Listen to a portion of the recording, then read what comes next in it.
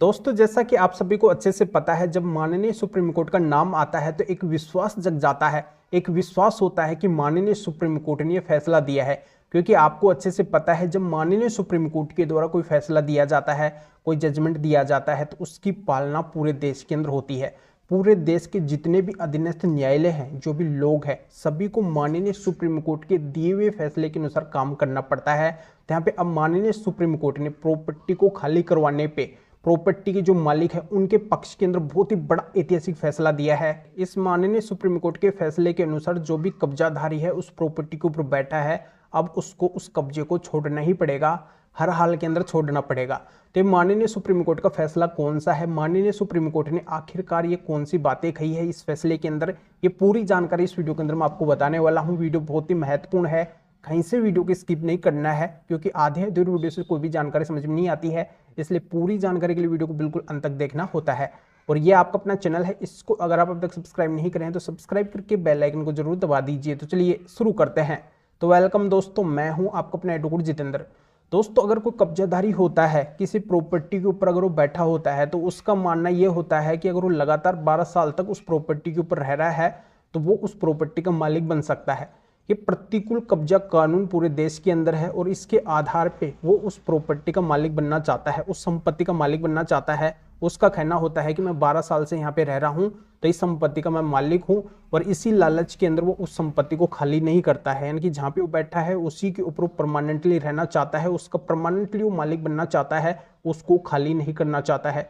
तो कब्जाधारी इस तरीके से प्रतिकूल कब्जा कानून के तहत अगर 12 साल तक रहते हैं तो परमानेंटली मालिक बन जाते हैं। तो दोस्तों, जो माननीय सुप्रीम कोर्ट ने फैसला दिया है, इसके सामने जो 12 साल का प्रतिकूल कब्जा कानून है ये भी काम नहीं करेगा, ये भी फेल हो जाएगा। और जो भी कब्जाधारी है, चाहे वो लगातार 12 साल से उस संपत्ति पे क्यों ना रह रहा हो, चाहे 50 साल से रह रहा हो या फिर 100 साल से रह रहा हो, तब भी उसको उस प्रॉपर्टी को खाली करना ही पड़ेगा।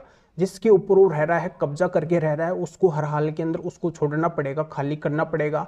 और जो प्रॉपर्टी के मालिक है उनको अपनी प्रॉपर्टी वापस मिल जाएगी। तो बहुत ही कमाल का जजमेंट है, इसकी बहुत से लोगों को नीड थी, आवश्यकता थी, और ऐसा जजमेंट अब माननीय सुप्रीम कोर्ट ने दे भी दिया है।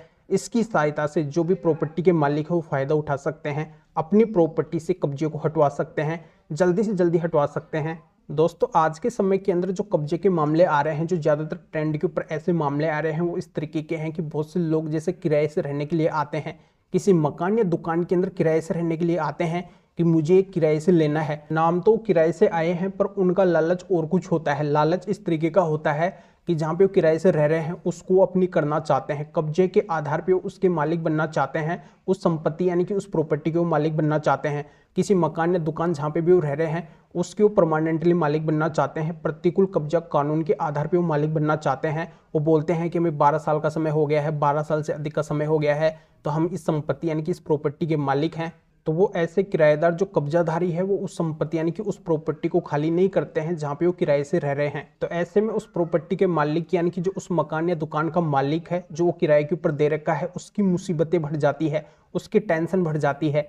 क्योंकि बहुत से मामलों के अंदर ये भी देखने को मिलता है कि वो जो प्रॉपर्टी का मालिक है वो भी वहीं पे रहता है, जैसे दूसरी मंजिल पे रहता है, तीसरी मंजिल पे रहता है, या फिर ग्राउंड फ्लोर के ऊपर रहता है, कहीं पे भी रहता है, और उस बिल्डिंग की एक दुकान या फिर मकान का एक कमरा या फिर एक पोर्शन वो किराए से दे रखा है। और इस तरीके की मुसीबत आ गई है कि वो किराएदार उसको खाली नहीं कर रहा है, कब्जा करके बैठा है। तो ऐसे में माननीय सुप्रीम कोर्ट का उस किराएदार के ऊपर साफ ये कहना है कि प्रॉपर्टी के मालिक को, जैसे मकान या दुकान के मालिक को अपना मकान या दुकान खाली करवाना है, उसको आवश्यकता है, उसको खाली करवाना जरूरी है। तो अपनी आवश्यकता के अनुसार वो प्रॉपर्टी का मालिक अपना मकान या दुकान को खाली करवा सकता है और उस किराएदार को खाली करना ही पड़ेगा। ऐसे में अगर वो किराएदार ऐसे बोलता है कि जब इन्होंने केस फाइल किया इस प्रॉपर्टी को खाली करवाने के लिए, तब इनको इस प्रॉपर्टी की आवश्यकता थी, नीड थी, खाली करवाना जरूरी था, पर अभी केस को चलते हुए काफी लंबा समय हो चुका है, तो इनको अभी इसकी नीड नहीं है, इतनी आवश्यकता नहीं है, खाली करवाना जरूरी नहीं है, ये बिना वजह ही खाली करवाना चाहते हैं। तो इस पर माननीय सुप्रीम कोर्ट का साफ ये कहना है कि न्यायिक प्रक्रिया में देरी होना इस बात को नहीं दर्शाता है कि मकान मालिक, जो प्रॉपर्टी के मालिक है, उनको अब इसकी आवश्यकता नहीं है, नीड नहीं है, तो किराएदार को अब भी खाली करना ही पड़ेगा, हर हाल के अंदर खाली करना पड़ेगा। तो दोस्तों, जानकारी आपके अच्छे से समझ में आ गई होगी। माननीय सुप्रीम कोर्ट ने साफ साफ क्लियर कर दिया है कि जो भी किराएदार है उनको उस प्रॉपर्टी को खाली करना पड़ेगा। अगर प्रॉपर्टी के मालिक को खाली करवाना जरूरी है, उस प्रॉपर्टी के अगर उन प्रॉपर्टी के मालिक को आवश्यकता है तो बिल्कुल वो खाली करवा सकते हैं। तो दोस्तों इस मैटर में फिर और किसी भी कानूनी मैटर में अगर आप मेरे से अधिक जानकारी लेना चाहते हैं, आपकी अगर किसी भी तरीके की कोई भी कानूनी समस्या है तो व्हाट्सएप पे मैसेज करके अपॉइंटमेंट बुक करवा के मेरे से बात कर सकते हैं।